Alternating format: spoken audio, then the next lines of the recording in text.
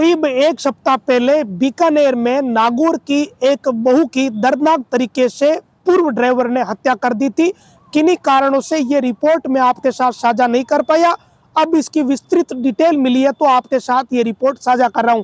दरअसल 25 दिसंबर की रात में बीकानेर में पार्लर चलाने वाली लक्ष्मी नामक महिला की गला काटकर बेरहमी से हत्या हो गई थी।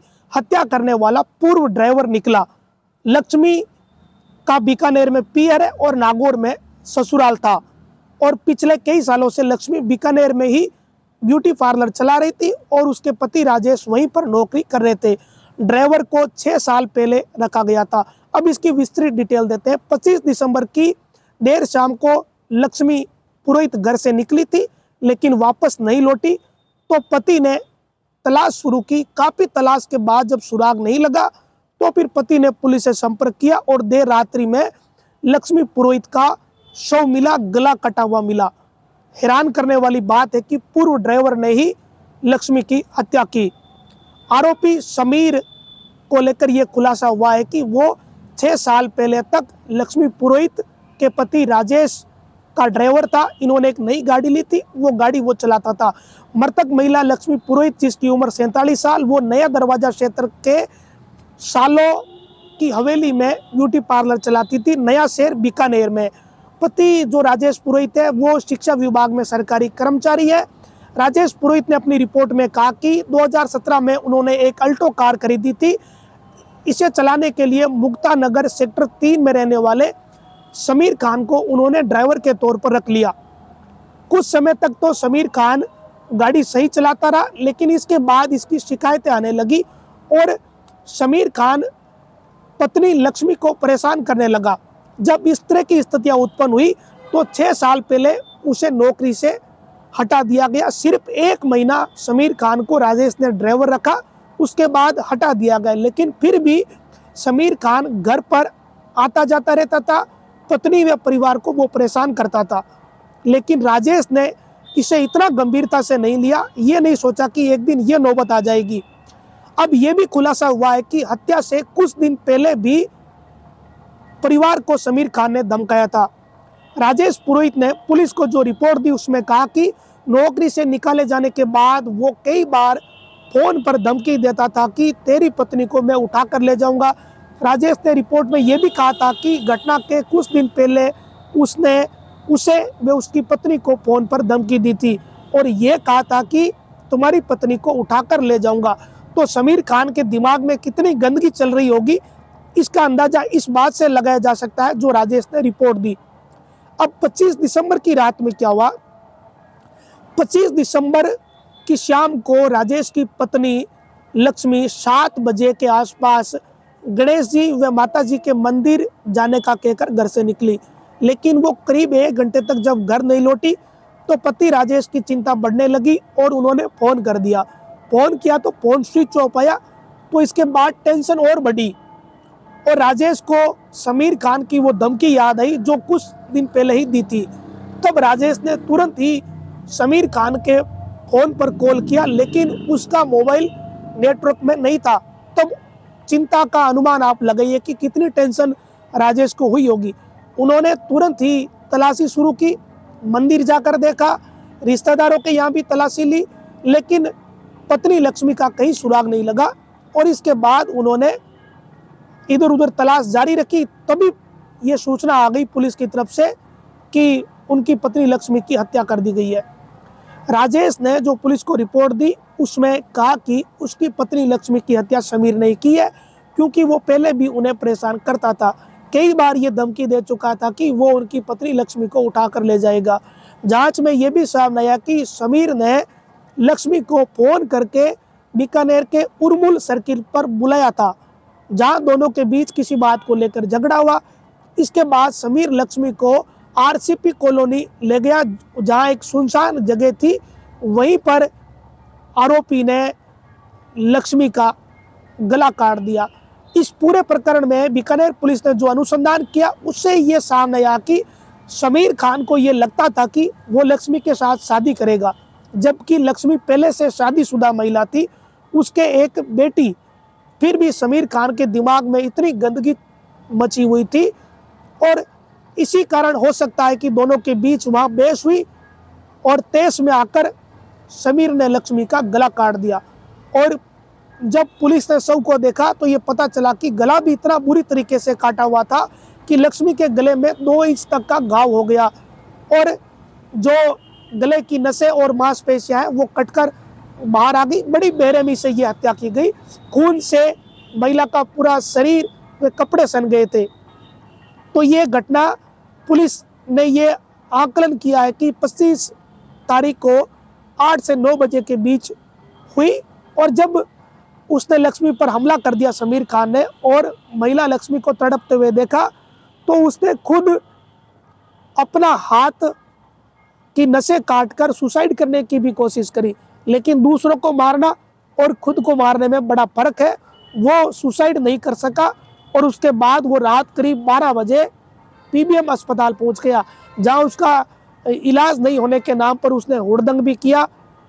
जब उसके बाद वहां पुलिस आई थी कि अस्पताल में, जब उसने जो नाटक किया पीबीएम में, और पुलिस को उसने वहां झूठी कहानी बता दी कि वो ट्रेन से कट गया। जब पुलिस ने ट्रेन एक्सीडेंट का रिकॉर्ड खंगाला तो ऐसी कोई घटना नहीं मिली। समीर के हाथ के अलावा सिर में भी चोट लगी। और इसी बीच पुलिस को वो सारी घटना लक्ष्मी वाली भी कंफर्म हो गई। राजेश ने रिपोर्ट दे ही रखी थी तो समीर को वहीं पे हिरासत में ले लिया। अब ये कहानी हमने इसलिए आपको बताई है कि राजेश पुरोहित का परिवार मूल रूप से नागौर का रहने वाला है। लक्ष्मी अपने ससुराल नागौर में ही यहाँ रहती थी, राजेश पुरोहित और उनके परिवार के साथ। और राजेश की मां ने नगर परिषद में पार्षद का चुनाव भी लड़ रखा है और तेलीवाड़ा क्षेत्र से वो पार्षद भी बनी थी। लेकिन इसके बाद ये पूरा परिवार राजनीति में सक्रिय नहीं रहा और ये बीकानेर जाकर शिफ्ट हो गए। लक्ष्मी पुरोहित का बीकानेर में पियर भी है। बीकानेर के हरसों का चौक में लक्ष्मी का पियर था, तो यही वहीं पर ये पूरा परिवार शिफ्ट हो गया। राजेश पुरोहित शिक्षा विभाग में नौकरी कर रहे थे, वहाँ उनकी पोस्टिंग थी और संयोग से लक्ष्मी पुरोहित का पियर था। तो इस परिवार ने सोचा कि वहीं पर रहवास कर लेते हैं। ये परिवार कई सालों से वहीं पर रह रहा था, लेकिन इनसे एक चूक हुई, या कह सकते हैं कि इन्होंने एक गलत व्यक्ति को अपने घर पर ड्राइवर रख लिया। और राजेश पुरोहित ने कोई ज़्यादा बड़ी गलती भी नहीं करी। उन्हें 1 महीने में ही पता चल गया कि समीर खान किस प्रवृत्ति का व्यक्ति है, किस प्रवृत्ति का ये युवक है, और उन्होंने 1 महीने बाद ही उसे नौकरी से निकाल दिया।